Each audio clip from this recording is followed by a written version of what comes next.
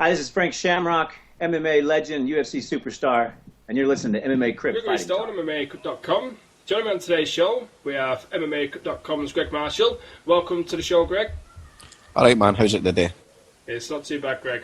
Just had some cake with cream, as you just seen. Went down a treat. Good one.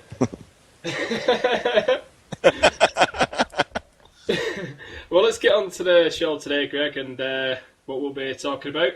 Now, we're going to discuss 3 fights from last night's UFC 177 event. We're going to discuss the main event, co-main event, and Beth Correia versus Shayna Baszler. So, we'll get started out with Beth Correia versus Shayna Baszler first. Beth Correia defeated Shayna Baszler last night via TKO in round 2.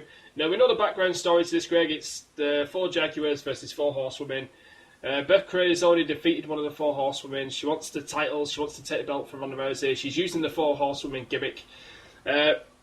Smart move, basically, Greg, because a lot of fighters haven't really latched onto it. As soon as the 4 Horsewomen come out, nobody really tried attacking them. So Beth Correia is the sort of first woman to do it. So it's pretty smart of her. She's knocked 2 of them off the block now, and she's basically only got Ronda Rousey left.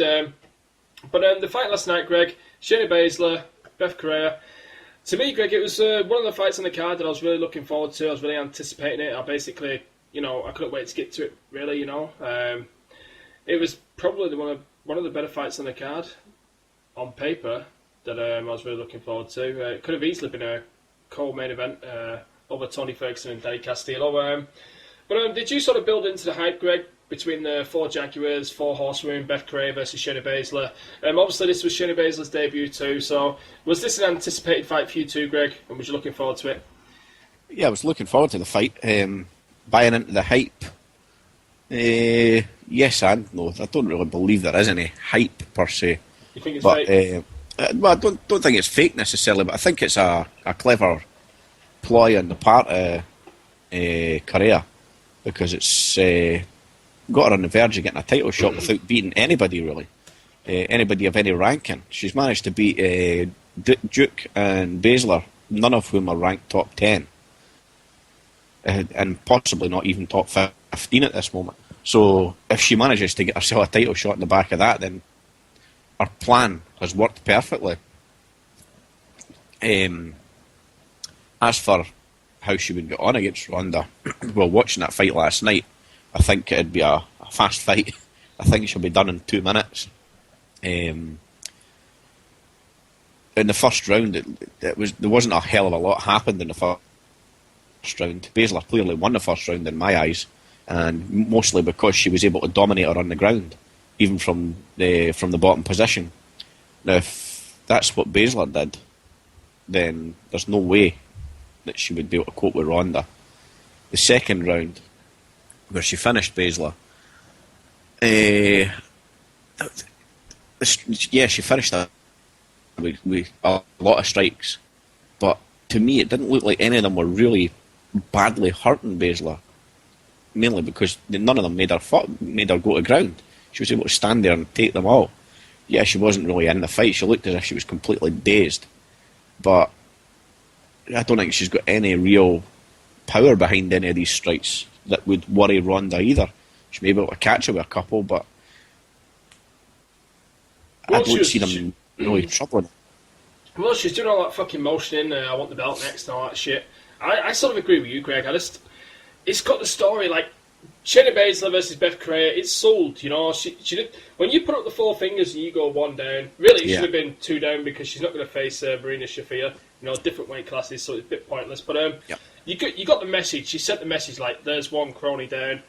I'm gonna come after your next crony, which is Shayna Baszler, and then I'm coming after your belt. So I really dug the fight last night, but to be honest with you, Greg, I agree with you.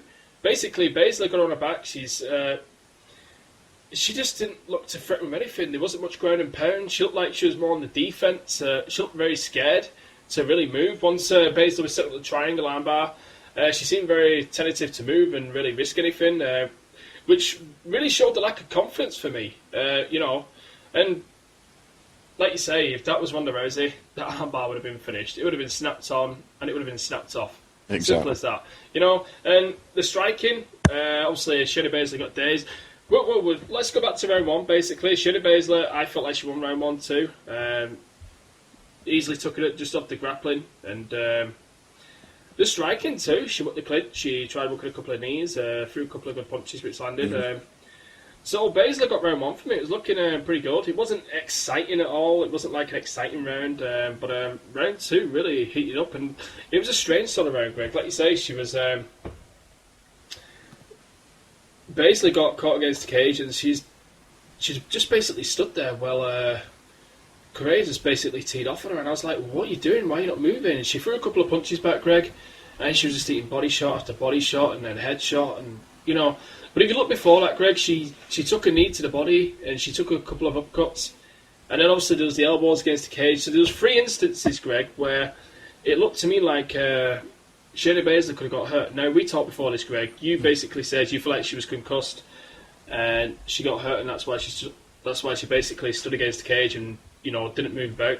Even when Baszler caught her leg, if you remember, she caught her leg when she threw a kick, and then Correa walked back. She basically stumbled off, and then she came back, and still Baszler just stood there. She didn't even attempt to move. So something was clearly wrong, Greg.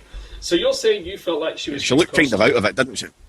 She looked like somebody who'd already been basically knocked.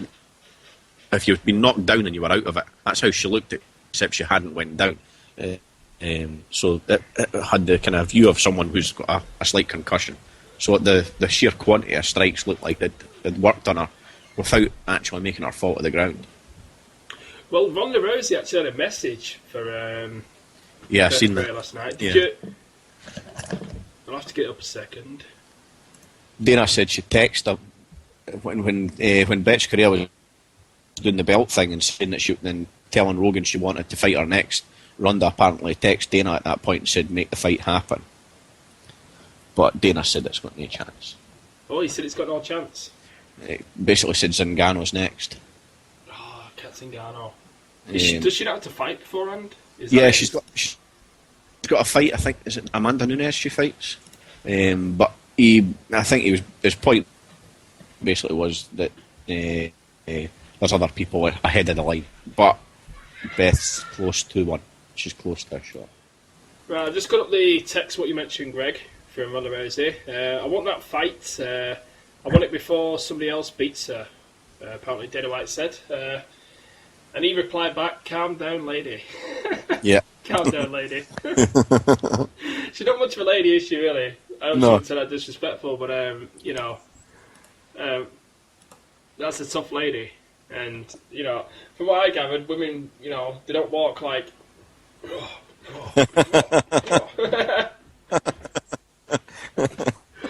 let's move on to the co-main event, Greg. Danny Castillo versus Tony Ferguson.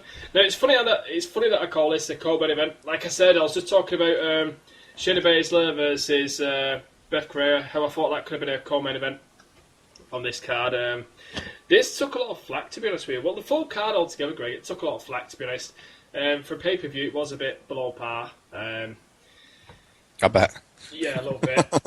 Danny Castillo, Tony Ferguson is a co-main event on a pay-per-view card. That's yeah, it's an hard sell, to be honest with you. A fight starting out on a pay-per-view card, maybe, but a co-main event, you know, you normally want good fights, good fighters, and good fights, like the first 3 fights, and then you want like a really like a top 5 fight, don't you? You want for your co-main event. You're looking for ranked fighters, basically. And then the main event, you want a title fight. We've seen cards open up with the likes of, you know, Alistair Overeem before, etc. You know what I mean? Big heavyweight fights next. Yeah. You know, you don't want to open up with, you know, new fighters or somebody who's had 2 fights in the UFC. Then have Danny Castillo versus Tony Ferguson. But we're talking about the Danny Castillo, Tony Ferguson being criticised and the whole card being criticised. Now, Ariel Helwani was interviewing Danny Castillo the day before the event. Or it was the day before. It was about 2 days before the event, possibly. But anyway, he's interviewing Danny Castillo, and he's you seem to have a bit of confidence about you, you know. Do you relish the role of co-headliner? And not co-headliner. Do you relish the role of co-main event? And Danny Castillo goes, a lot of people are writing this off and writing me off as being a co-main event, including yourself, Ariel. And Ariel's like, I don't know if he kept a straight face. He sort of got a grin on his face, but he was mocking him. He must have said, I don't know if it was the MMA beat, I don't know if it was on the MMA, but he obviously criticised Danny Castillo being the co-main event, and he got called out on it. So, but really, I want to ask you this question here, Greg, because I don't feel it was a co-main event worthy fight, to be honest with you. Danny Castillo took exception to this, but do you feel like it was a co-main event fight, to be honest with you? Because I don't think it was. Nowhere near a co-main event fight. A co-main event fight is usually the equivalent of a headlining fight, basically. It's two big names. And in big names, I mean either guys who have been around for a long time at the top of a division, or guys who are at the top of the division. And you can't say that about either of Castillo or Ferguson. None of them. In fact, you mentioned Overeem a minute ago. Overeem's the co-main event of a free card next week. That's just crazy. How can you have two guys that probably your average man in the street wouldn't know? And then you've got Alistair Overeem, Joe Lozon, and guys like that sitting on a free card next week. It makes no sense at all. But was it a bad fight? No, it wasn't a bad fight. It was a good fight, or a decent fight. But it was certainly not co-main event worthy on a pay-per-view. That's what I'm saying. It was a good fight, but what was it? $60. Now we live in the UK, so we get it part of our package. But jeez, Greg, if I lived in the United States, Greg, and I had to pay $60 for that, I would not have shelled out $60. Hell no. Castillo versus Ferguson as a co-main event. And Dana wonders why people stream these things illegally. They stream it illegally because you're asking them to pay a premium for a poor product. If you want people to pay $60 for a fight, or for some fights, put on some guys that people really want to see. Yeah, I wanted to watch. I want to see Danny Castillo fight. I want to see Ferguson fight. Yeah. I want to see Shayna Baszler fight, etc. But do I want to watch them that much? I'm going to pay $60 for it? Hell no, I wouldn't be doing that. It isn't the fight we're complaining about. It's the pay-per-view. It's called pay-per-view for a reason. Exactly. You've got to view the thing. You encourage people to want to pay to watch that, or at least you're meant to. Well, you talk about that other card. That's Souza versus Mousasi. You got on there Michael Chiesa, former top winner, versus Joe Lozon. It's actually a bigger main card too, Greg. It's got 1, 2, 3, 4, 5. It's got 6 fights on the main card. Oh yeah. Ben Rothwell, Alistair Overeem, Nick Lentz, Charles Oliveira. You are correct. That does look like a bigger and better card. Look at the card. The first fight, both ranked fighters. Second fight, Overeem's ranked. Third fight, Mitrio and Lewis. None of them are ranked, but they're both big heavyweights, which is usually the kind of fights people want to pay to watch.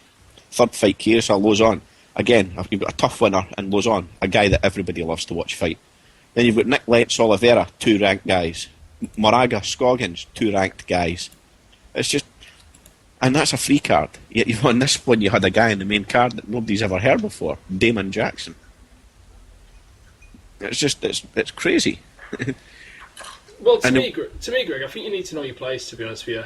Now, yeah, it is in his hometown, so you can sell that, you get that. But, yeah, do it on a fight night. I don't see how Danny Castillo can get pissed off about criticism. It's not criticising him, it's criticising the UFC, basically. People like to watch him fight, but they want to see better. If they're going to pay their money, they want to see better. Another good example is when they were in the UK a while back.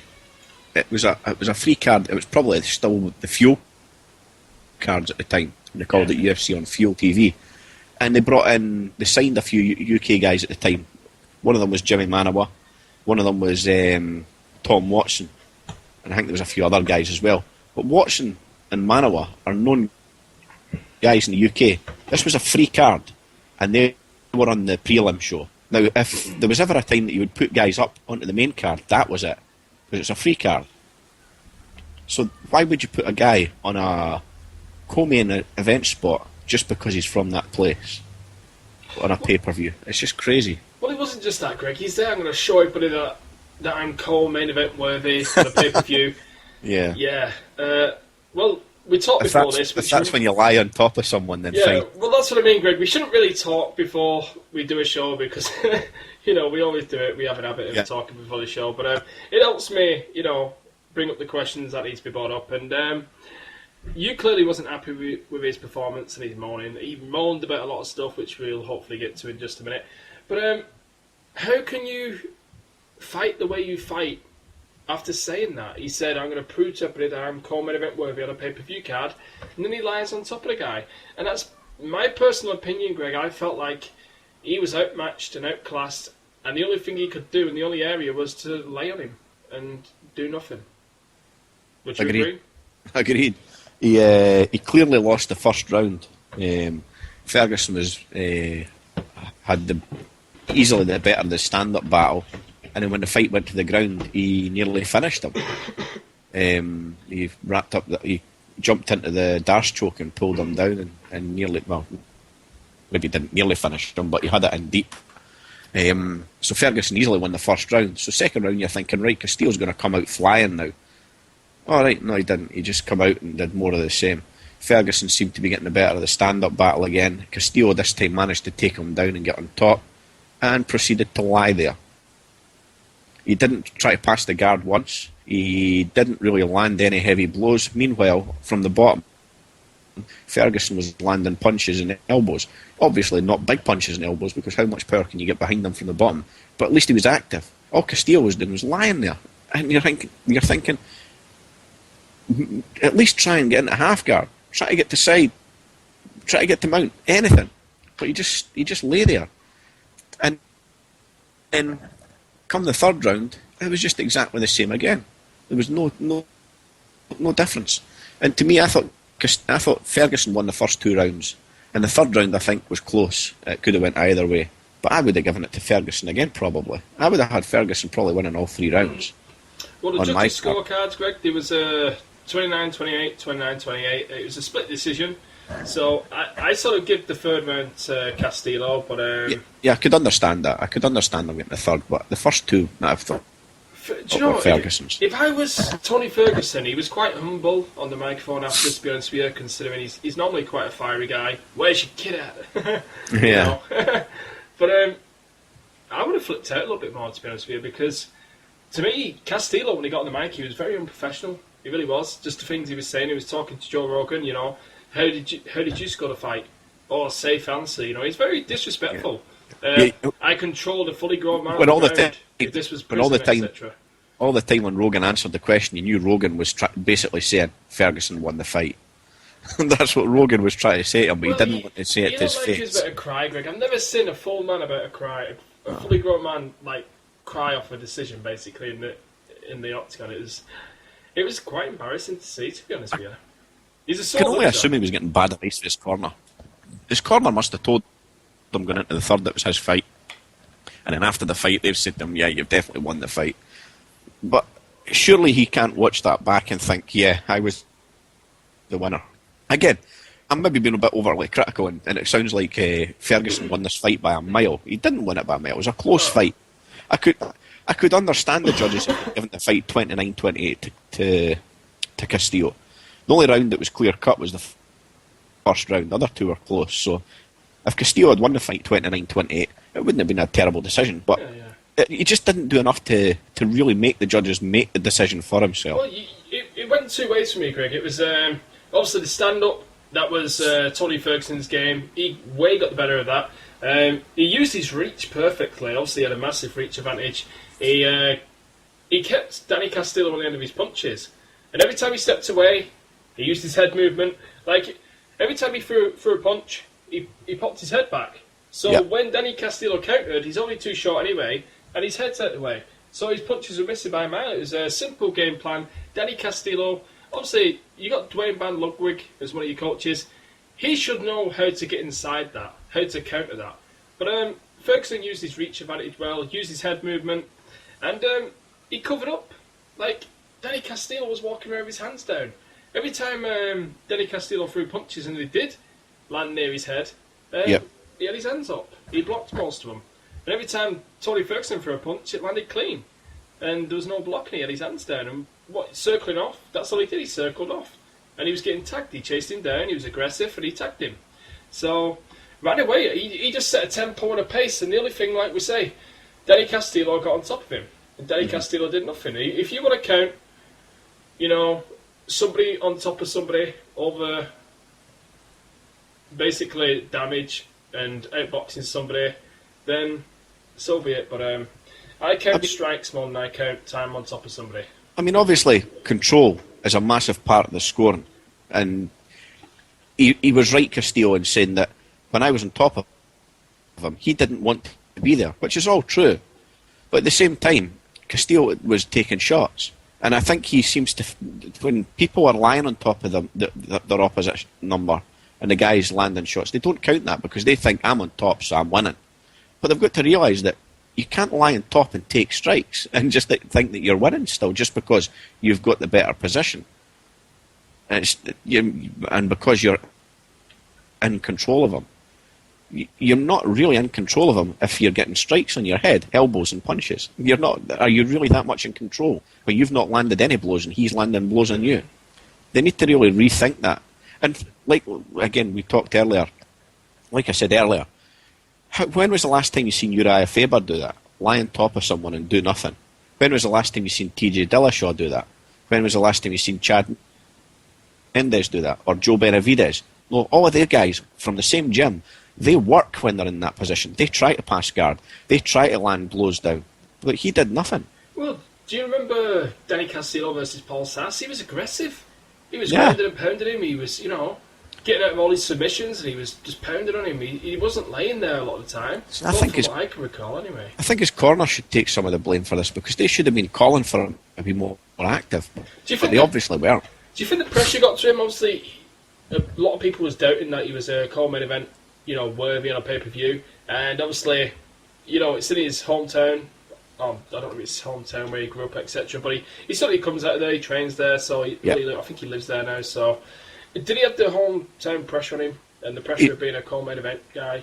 He must have had some pressure, yeah. I think that sort of played into it a little bit too. And obviously, you're fighting an aggressive guy like Tony Ferguson. He comes out, he's teeing off on you, he comes out aggressive. You're like, whoa, shit, I'm really in a struggle here. Because Tony Ferguson's a good wrestler. He's a big, strong wrestler. And if you're getting wrestling, and you got to look at Danny Castillo's style. He's a big power puncher. He likes to throw these overhand punches. He's not much of a combination guy. And if the guy's out of your reach and you're missing these strikes, and there's nothing you can do, there's no answer to it, it's sort of like, it shrinks your heart a little bit. You've only got 3 rounds to figure this shit out. And if you're already a round down, it's not looking good. Your mind must be going everywhere. You must be like, shit, round down, what do I do? How do I counter this? Yeah, I think you're right there. I think he must have known he clearly lost the first round. And he's changed his game plan up straight away to get on top of him, to take him down and get on top of him. And I think it was probably a panic move. But obviously probably an instruction from his corner as well. But at that point, he was in some kind of emergency mode, but he didn't complete it.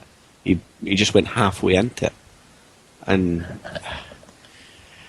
he's got no real complaint. It was just a close fight. It wasn't a robbery in any way. If the fight went either way, it would have been a sensible result, in my opinion. Okay, let's move on to the main event, Greg. TJ Dillashaw versus Joe Soto. Now, this wasn't the billed main event for this card, Greg. It was supposed to be TJ Dillashaw versus Henan Brow in a rematch. Obviously, he took the belt from Henan Brow. Now, basically, 24 hours? It was just before the weigh-ins, Greg. Henan Brow, it was announced that he pulled out. We all put it down to he went to the hospital, he couldn't make the weight. We didn't fully know the story. Then at the event last night, there was an interview with Joe Rogan, where Joe Rogan went at him pretty hard. He basically... We got the answers, what we needed, like why didn't he fight TJ? Obviously, he fainted in the bathtub, which was pretty scary to bang his head. You could even see the mark on his head. I'm not sure if that was from training. I just assumed it was from where he banged his head in the bath. But Burrell basically brushed it off, Greg, as it's okay, I just stood up too quick and I fainted. It's no big deal. If you was in a bath on your own and you lost consciousness and you smacked your head, you could have easily died and drowned. That's not true. Like a little issue. That's a big issue. Now, we discussed recently with fighters double vision. There's a big problem with weight cutting and fighters. The main concern, Greg, to be honest with you, just how much the fighters actually don't care, how dangerous this is, and they just seem to think it's normal. It's like, oh, I've got a bit of a cold today. No, you've got double vision, you're passing out. It's a big deal. You know, you're playing with your life here. Do you think it's becoming a bit of a big problem here, Greg, and it needs looking into? Yeah, definitely. Dana's response to it was, well, these are grown men. They all cut weight. Everyone cuts weight. Baral's done it 39 times before. Never had trouble before to make the weight, etc. That's irrelevant. These guys are clearly doing stuff they shouldn't be doing. They're cutting weight too quickly. But for Baral to act like it was just one of those things, he didn't even really apologise for falling out the fight due to his complete lack of professionalism. And by that I mean every athlete should make weight and turn up to fight on the day. And not doing that is lack of professionalism. You interviewed Jake Bostwick a few weeks ago, a fighter, and he'd said that it's pretty normal for him to suffer double vision, etc., during weight cuts. Holy fuck, that's just wrong. If a fighter accepts that that's normal, then there's something seriously wrong with how much weight these guys are cutting. And Baral collapsing and banging his head and knocking himself out is pretty fucking bad. But also his team lost a guy. And I don't mean lost a guy that he went away. He fucking died. This guy died because he tried to cut too much weight recently in Brazil. And they're still doing the same thing, trying to cut huge amounts of weight in such a short period of time. Something needs done to stop these guys cutting so much weight. So the guy who died was actually from Henenbrau's camp? That's right, yeah. Jeez. Now, and they've got a history of, like, how often have you heard that Jose Aldo had a really hard weight cut? You hear it almost every fight he has. There's something wrong. So you think it's from that camp mainly? Obviously, it's a big problem across the board, you know, but there is some people who have it down to a T. You know, they do it no problem. You know, Tito Ortiz, he never really complained about having any issues. He seemed to, you know, get it down to the right science of how it needs to be done. Obviously, you look at guys like Mike Dolce. You know, he comes in, he always gets guys on point. Like Thiago Alves, he used to struggle. As soon as he come in, he fixed Thiago Alves. Thiago Alves was great making weight. He looked fantastic. No problems at all. Then you look at guys like James Irving. Do you remember when he come in like skeleton on the scales? That was just absolutely disgusting. But Baral mentioned that he cut 10 kilograms, Greg. Now, I just typed it in, kilos to pounds. 10 kilograms is 22 pounds. That's now, crazy. That's crazy in itself, Greg, but it's different if it's a bigger guy. Like somebody like Tito coming down from heavyweight to light heavyweight, it's not as bad. But when you're a skinny guy like Renan Barão and you're dropping 22 pounds, that's a lot. You know what I mean? That's a stone and a half, man. That's crazy. That's just... It's mind-blowing. To think that if I was to try and lose 22 pounds, I know I would be feeling dizzy. I know I would be feeling ill. That tells me it's not right. It's just that even a normal...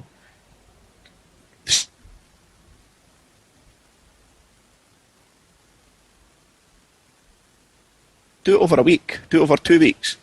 Don't do it over a course of 24 hours or whatever. It's just... Wow. And and they're doing it basically by completely dehydrating themselves. And one thing I'm wondering is these things coming more to light now because there's more drug testing in the sport and they're not able to use diuretics anymore. Is this the real reason? Because before there never seemed to be so much of a problem. Now there's been a few far wrong with it, and if they're cutting that much weight, they're not safe. Do you feel like Joe Rogan went after Renan Barão a little bit hard, sort of like placing the blame on him a little bit too much? It was a weird interview. It was like he was really attacking him last night. I think he had every right to attack him. This is a guy who, yes, the UFC should have put on a stronger card and it wouldn't have suffered so much.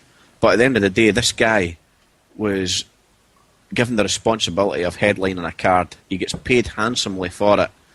And he fucked up and he screwed up the card and he made things really tough for his bosses. This guy has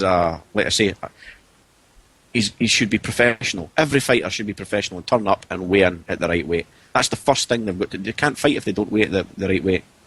So that's their first responsibility, And if he's not done that, then he deserves to get Joe Rogan question him hard.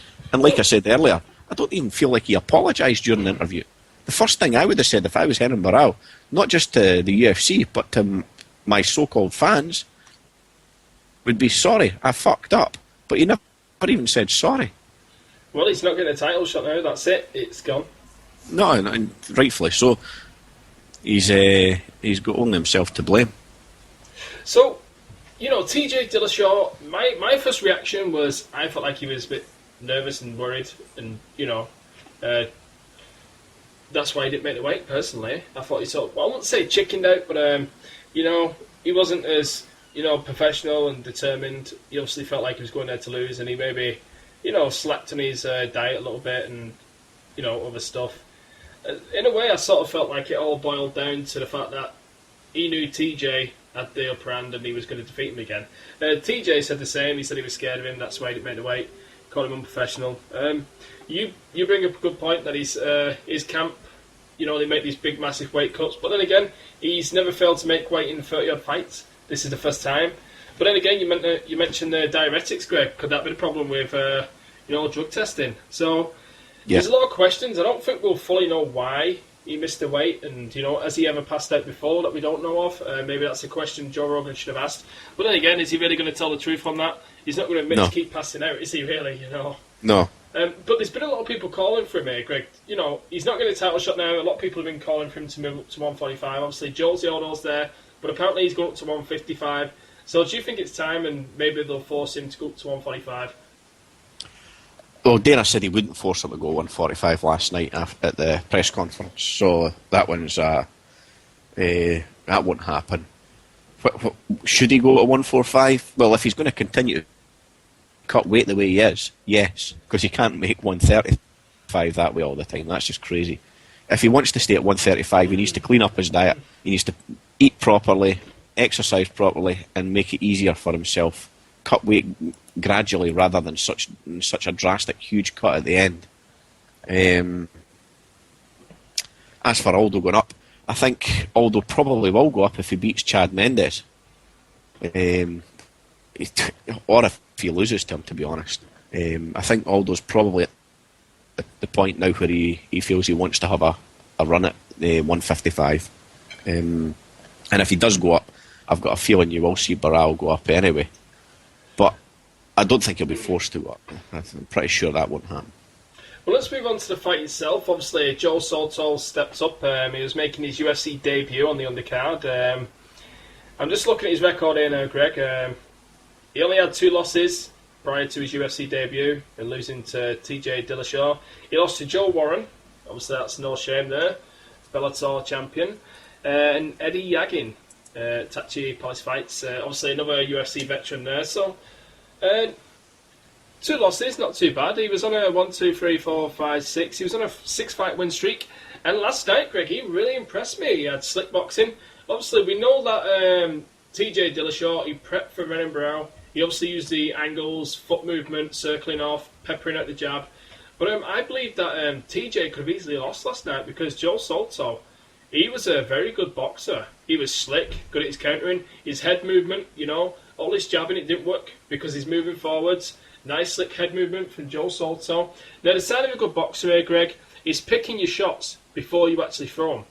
Now, when he was throwing his shots, he basically, as soon as TJ Dillashaw threw a punch, he countered, like at the same time, and he popped him. He popped him clean. And this happened a good few times. Now, that's the sign of a good boxer. You get in close, you wait till the guy moves, and you pop him clean, and that's what he did. And he avoided getting hit. He was a very slick, very good boxer. And he caught him in the first round, I believe it was the first round, with a couple of overhand rights. It could have been the second round. He popped TJ twice, right on the button. I think there was a couple of good jabs. Yeah, he busted up his ear in the first round too. Yeah. Clearly at boxing, now, to me, the first 2 rounds were close, Greg. Joe Soto could have easily took the first 2 rounds. I think TJ landed more volume, obviously with the jab. But the biggest shots went to Joe Soto for me. The more damaging shots, the more crisper shots went to Joe Soto. And then what happened was, I knew this was going to happen because obviously TJ trained for a 5-round fight, so instantly cardio was going to take take effect, and it certainly did. Once round 3 started, he slowly started to fade out the fight. Round 4, round 5, TJ basically started picking up the pace and picking them apart. There's not a lot you can do when your arms are burning. You can't even lift them up properly. You know, you're tired. There's not a lot you can do, Greg, to be honest with you. And when somebody's pumping a fucking jab in your face constantly, you know, and working you over with angles, it becomes a little bit harder to, you know, cut off those angles. And I think with more preparation, Joe Soto could actually give TJ a very close fight in a 5-round fight, to be honest with you. And obviously he's been in there with him now, so he sort of like knows his style. So to me, that was a very good debut. I think it was personally, I think it was a good thing for TJ, because he already defeated Brow, he already dominated Brow. Defeating him a second time didn't really mean too much for him. Now, defeating a good boxer like Joe Soto, somebody who's so slick and so good, and you had a couple of close rounds with him, and you know, you got tagged pretty hard. And when a fighter laughs and he goes, yeah, you know, he's been it pretty good, and it was nice to see. He basically let on to Joe Soto and said, yeah, that was fucking, you know, that was a good shot. He nodded to him, and but the thing that really stuck out for me, though, is TJ finished him in the 5th round. You know, he went in for the kill. He could have easily just played it out and, you know, peppered on him a little bit more, but he threw up that head kick. He was aggressive. He wanted to finish, and to me, he defeated a tough opponent on short notice. And Joe Soto, what a debut too. You know, this guy's training for the best in the world in Renan Brow, and you know, he comes in and faces you, and you basically put it to him for 2 rounds. And if you had just as good cardio and prepared for a 5-round fight, you could have basically had 5 close round fights with him and nearly took the title. So what did you make of Joe Soto's performance and debut there, Greg, first and foremost? I think he had a great debut. I'm not buying the lack of cardio for a 5-round fight, though. His last 2 fights were both 5-round fights. Yeah, they didn't go 5 rounds, but they were both title fights booked for 5 rounds. And so he regularly prepares for 5-round fights. And the last fight he had was only 3 weeks ago, so he was pretty fresh. Okay, good point. So I'm not buying that one. But he was coming in to fight a guy that he was not prepared to fight. So on that basis, yeah, he deserves massive credit. Especially, he wasn't just coming in against a guy he wasn't prepared to fight. He was coming in to fight the best in the world at that weight division just now. And I didn't think he won the first 2 rounds, but he certainly kept himself in there. I thought if the fight had went all the way, it was a straightforward 50-45 decision for Dillashaw. I thought he dominated him from start to finish.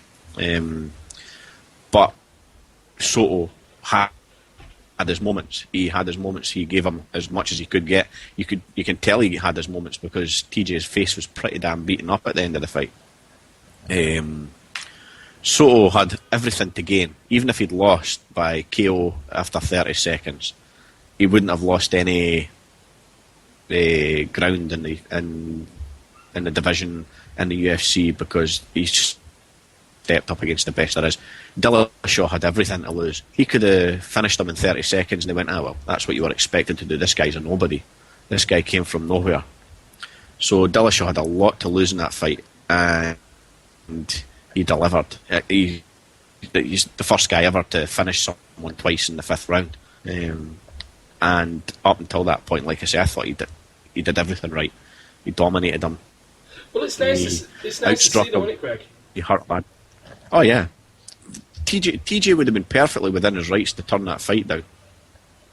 And I wouldn't have blamed him for it. This is a guy who's worked his whole life to get a world title. Why would you risk losing that by just changing your opponent on 24 hours notice before the fight's meant to happen? As a sport, and as a sport seeking acceptability, that should never happen. You should never be changing up an opponent that quickly.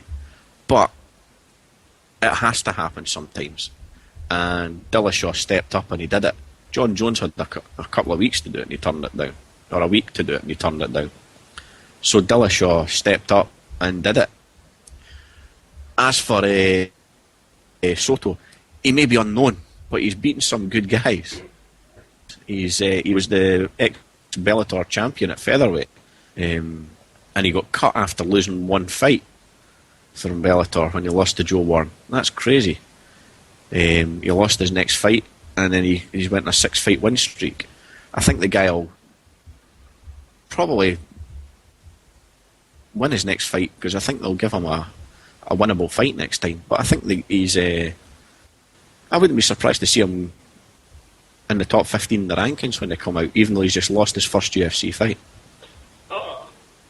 You wouldn't disagree with him going in there, would you, to be honest with you, after that No. performance? Not at all, not at all. So, where do you think this leaves TJ in terms of mindset? Because, do you think it would have been better defeating Brown for a second time, or do you think this was the better outcome for him?